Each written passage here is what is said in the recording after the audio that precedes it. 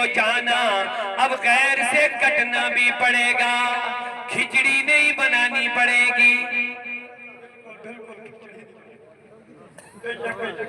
साफो शिफाफ अकीदा रखना पड़ेगा, साफो शिफाफ ईमान रखना पड़ेगा, साफो शिफाफ अमल रखना पड़ेगा। अब आगे वाली आयत भी सुन ले, या अय्युहल्लज़ीना आमनू उदखुलू फिस्सिल्मि काफ़ा। अल्लाह कहता जब तुमने कलिमा पढ़ा, जब तुम मोमिन बन गए, जब अल्लाह को माना, जब नबी को माना, जब अल्लाह को जाना, जब नबी को जाना, अब गैर से कटना भी पड़ेगा। ऐसा नहीं थोड़ा इधर का ले लोगे, थोड़ा उधर का ले। माफ करना, बुरा न मानना, शादी होगी निकाह तो पढ़ाएंगे नबी के तरीके पर, लेकिन जब शादी का ढोल बाजा निकलेगा उस वक्त तुम नबी के तरीके को भूल जाओगे। ये नहीं चलेगा, बेहयाई नहीं चलेगी। इस्लाम हया वाला मजहब है, हया वाला तरीका इख्तियार करना। मेरे मुस्तफा ने जिस चीज से रोका है उससे हमें रुकना पड़ेगा। मेरे नबी ने बदमज़हबों से रोका है तो रुकना पड़ेगा, बद सोहबतों से रोका है तो रुकना पड़ेगा। ठीक है। इकबाल ने क्या खूब दर्द सुनाया, का तहजीब में तुम हो नसारा तो तमद्दुन में हुनूद, तहजीब में तुम हो नसारा तो तमद्दुन में हुनूद। ये है मुसलमान जिसे देख के शर्माए यहूद। हमने अगर छोड़ा तो इस्लाम छोड़ा, अगर पकड़ा यहूद हुनूद।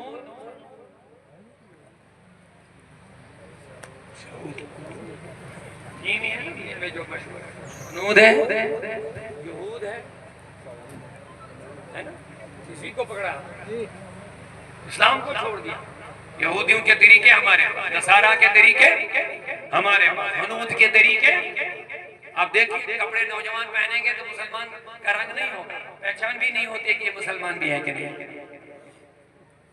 हमारी बहन बेटियां कपड़े जो ऐसी पहनती हैं और बेपर्दगी के साथ ऐसे, पता ही नहीं चलता ये मुसलमान की बेटी है या किसी और की बेटी। शादी हो गई पता नहीं चलता ये यहूदियों की, सऊदियों की, यहूदियों की, हुनूदों की या मुसलमानों की, कोई पता नहीं चलता। ऐसी हालत हमारी शादियों की।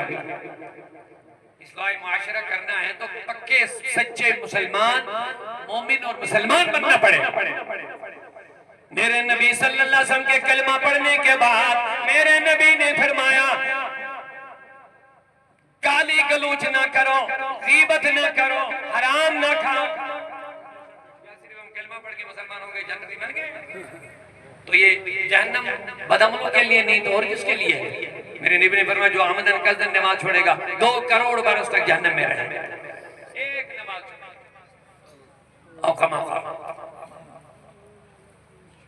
तो आमदन कसदन एक रोजा छोड़ेगा 9 लाख बरस तक जहन्नम में जलेगा, एक रोजा छोड़ने को।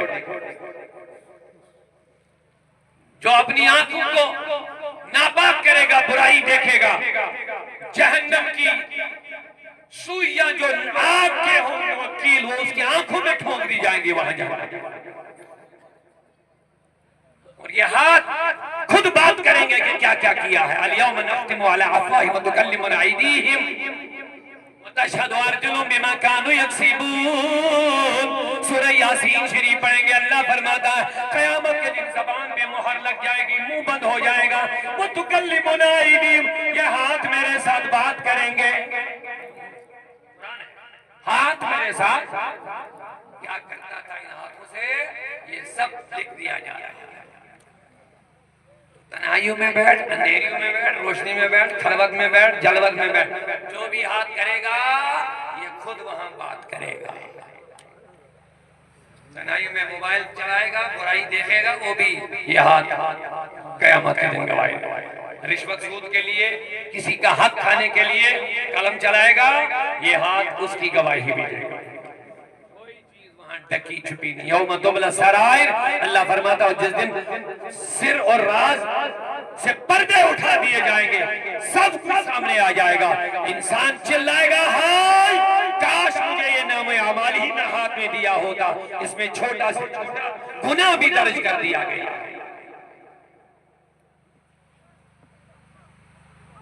अब बताओ, जो हमारे क़िबला मुशारफ साहब ने बहुत बेहतरीन बात बताई, नमाज हमारे घरों से निकले। मोमिन बनने के बाद सबसे अव्वल फर्ज जो मोमिन पर है वो क्या है? क्या बोलिए? नमाज। अगर हम नमाज नहीं पढ़ेंगे तो बाकी रब की अमानतों की क्या हिफाजत फरमाएंगे? हज़रत अली रज़ी अल्लाह अन्हु फरमाते हैं, जो नमाज की हिफाजत नहीं करता कभी उसको कर्ज मत देना, कर्ज मत देना। जब उसने अल्लाह के अमानत की हिफाजत नहीं की, तेरे अमानत की भी हिफाजत नहीं करी, उसके पास अमानत।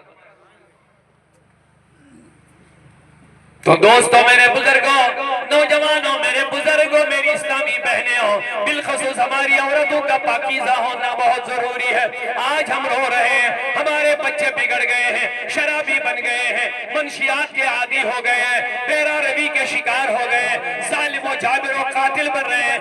लेकिन इसकी असल वजह कहां से शुरू हो रही है? माँ की गोद बच्चे की पहली दरसगाह है।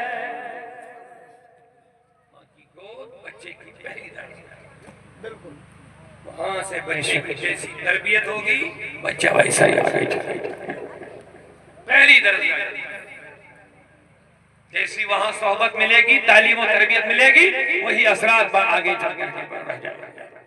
माँ नमाजी होगी, याद रख लेना, बच्चा भी नमाजी बन जाएगा। उसको तो माँ से ही सीखना है ना सब कुछ। वो माँ के उठना बैठना सब कुछ कैच करता है, देखता है क्या बोलती है, क्या करती है, क्या खाती है, क्या पीती है। कई औलिया ऐसे हैं जिन्होंने 15-15, 20-20 पारे माँ की गोद में याद किए हैं। उनसे सवाल हुआ, ये कैसे याद हो गया? कहा, माँ हमारी हमें दूध पिलाया करती थी, खाना खिलाया करती थी, कुरान पढ़ पढ़ के खिलाया करती थी। तो नतीजा ये निकला, हमें भी ये याद हो गया। माँ बहनों के लिए आखिरी बात, बस इसके बाद दुआ, वो ये इमाम शाफी रहमतुल्लाह अलैह ने इमाम अहमद बिन हंबल को घर पे मधु की दावत दी। जब दावत दी, अपनी 2 बेटियां थी इमाम शाफी रहमतुल्लाह अलैह, फरमाया, मेरी बेटियों, मुझे मेरा आज बड़ा मेहमान आ रहा है, बहुत पाकीज़ा मेहमान है, तहज्जुद गुजार आ रहा है, कम खाने वाला आ रहा है, इंतहाई पाकीज़ा इंसान है, इमाम है लोगों का। जब उसको दावत दिया कर बुलाया, बेटियों ने बड़ी पाकीज़गी, वो थी पहले पाकीज़गी, और ज्यादा एहतमाम किया है। शाम के टाइम जब रोटी मेहमान के पास रखी, इमाम शाफी फरमाते, इमाम अहमद बिन हंबल ने और रोटी मंगाई। जब मैं बेटियों के पास गया तो बेटियों ने कहा, जनाब हजरत आप फरमा रहे थे खाना कम खा रहे हैं, आज तो और रोटियां मांग रहे हैं। नहीं, आज क्या बात है? बहरहाल मेहमान ने मांगी तो दे दो। उन्होंने और रोटियां मांगी, इमाम अहमद बिन हंबल ने खाना खत्म किया। उसके बाद किसी बर्तन में उसके लिए तहज्जुद के लिए पानी रखा, सुबह सवेरे उठेगा, वजू बनाएगा। सुबह जब चला गया, तहज्जुद के टाइम, फजर का टाइम हो गया था, पानी उधर ही था, वजू बनाया ही नहीं था। पानी वापस आया, सवाल तवज्जो बेटा, बस बात खत्म कर रहा हूं मैं। बेटियों ने सवाल किया, हजरत वालिद मोहतरम, आपने कहा था ये खाना भी कम खाता है और रात भर ये सुबह सवेरे उठ के तहज्जुद भी पढ़ता है, आज लग रहा है तहज्जुद भी छूट गई ज्यादा खाने की वजह। चले गए इमाम बिन हंबल के पास, मेहमान से सवाल किया, हुजूर मैंने बेटियों को इस तरह कहा था, अब मैं मजबूर हो रहा हूं, उनको मुझे जवाब देना पड़ेगा, वरना मैं सवाल नहीं करता कि आपने रोटी आज ज्यादा क्यों खाई।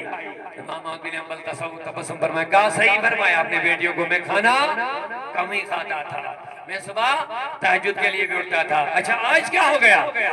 कहा, मेरे मेजबान इमाम शाफी रहमतुल्लाह अलैह, सुन, आज शाम को जब मैंने कल शाम आपकी बेटियों के पाकीज़ा हाथों से रोटी बनी हुई एक टुकड़ा जब मुंह में डाला, मुझे लग रहा था मैं रोटी का टुकड़ा गले से नहीं उतार रहा, ये नूर नीचे जा रहा है,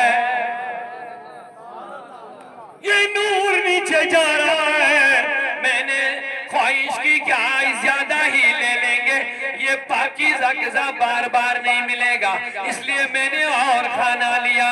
अब नतीजा ये निकला, जब मैंने सोने का इरादा कर लिया, अंदर जो पेट में रोटियां थी, इन्होंने मुझे चिल्लाया, उन्होंने मुझे आवाज लगाई, ओ इमाम अहमद बिन हंबल रहमतुल्लाह तआला अलैह, ओ इमाम अहमद बिन हम्बल, आज सोने की रात नहीं है, आज खाने का हक अदा करना है। तो रोटियों ने मुझे रात भर सोने नहीं दिया, मैंने मुसल्ला बिछाई, सारी रात में मुसल्ले पे रहा, अल्लाह का जिक्र करता रहा, जब तक तहज्जुद आई। मुझे वुजू की जरूरत नहीं पड़ी, ईशा का जो वुजू मैंने किया था उसी पे मैंने तहज्जुद की नमाज भी अदा कर ली। मुझे लगा तेरी बेटियों ने ये खाना कुरान, जिक्र, अज़कार और दरूद पढ़ पढ़ के तैयार किया था, इसलिए मुझे इसका नूर जो मिला उसका फायदा ये मिला कि मैं इबादत में लग गया। तो पता चला जब खाना बच्चों को पाकीज़ा मिलेगा, पाकीज़ा हाथों से इबादत वाली माए बेटियां जब खाना पाको साफ खिलाएंगे पिलाएंगे तो बच्चे नमाजी भी बन जाएंगे, बच्चे तकवाशार भी बनेंगे, बच्चे हराम खौर नहीं हलाल खौर बनेंगे इंशाअल्लाह। अल्लाह ताला हम सबको हिदायत से नवाजे। मेरी गुजारिश है सारे लोगों से, इस्लाह माशरा में आने वाले दोस्तों, अपने अकीदे की भी इस्लाह